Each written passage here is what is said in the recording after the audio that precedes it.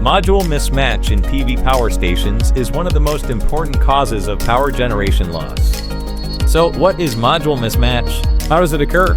In typical string PV systems, since PV modules are connected in series, when currents of different modules in the circuit are inconsistent, the maximum power output of each module cannot be achieved, thus causing mismatch problem.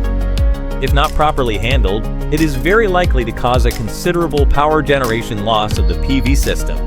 So what are the factors that cause module mismatch? For example, the inconsistency of attenuation of different modules in the same array, the inconsistent light intensity received by each module due to the dust accumulated on the surface, shade, and different orientations, and the varying degrees of damage to each module during the long-term operation.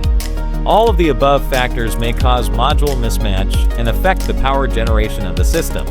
So how to reduce the power generation loss caused by mismatch? We generally reduce the impact of different orientations, shade, dust, dirt, etc.